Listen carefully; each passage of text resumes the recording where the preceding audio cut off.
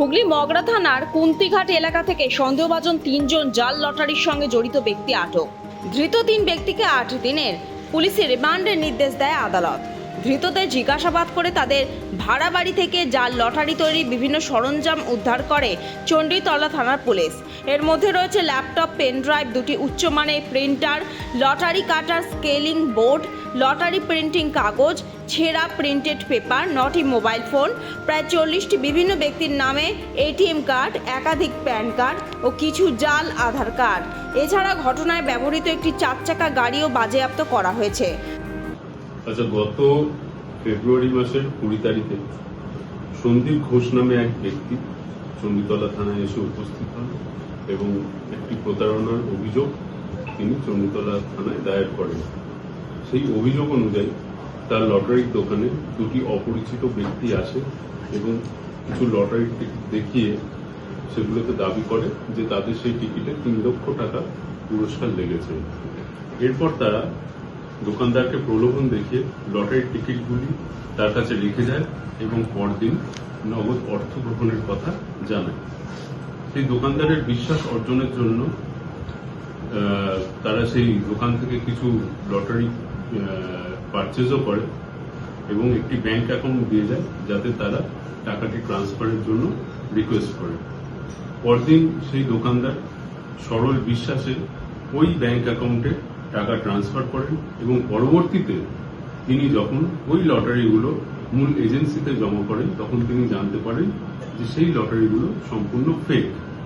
তো এই অভিযোগের পরিপ্রেক্ষিতে চণ্ডীতলা থানায় একটি এফআইআর লজ হয়, যার number Chanditala PS case number 137/26 dated 20/2/26 under section 3184 এবং 3162 বিএনএস এবং পরবর্তীকালে অ্যাডিং সেকশন লাগে সেকশন 338 বিএনএস।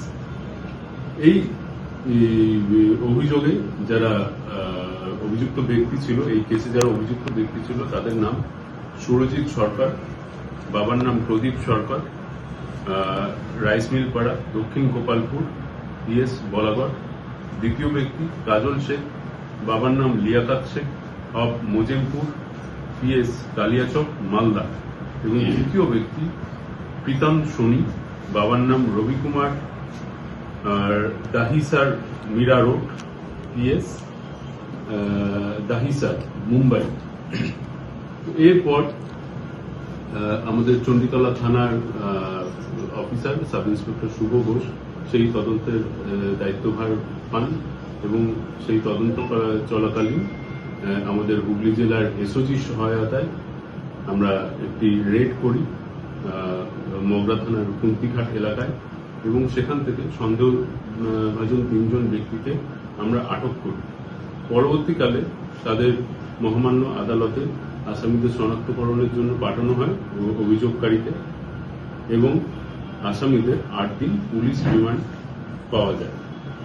এই রিমান্ড পিরিয়ড চলাকালীন তাদের কাছ থেকে তাদের যে ভাড়া বাড়ি ওখানে কুন্তিঘাটে তারা যেখানে এই কর্মকাণ্ডগুলো করত সেখান থেকে আমরা বিভিন্ন সরঞ্জাম উদ্ধার করি, যার মধ্যে রয়েছে ল্যাপটপ, পেন ড্রাইভ, 2টি প্রিন্টার, লটারি কাটার স্কেলিং বোর্ড, লটারি প্রিন্টিং কাগজ ও ছেঁড়া প্রিন্টেড পেপার, 9টি মোবাইল ফোন, প্রায় 40টি বিভিন্ন ব্যক্তির নামে ব্যবহৃত এটিএম কার্ড, একাধিক প্যান কার্ড ও কিছু জাল আধার কার্ড।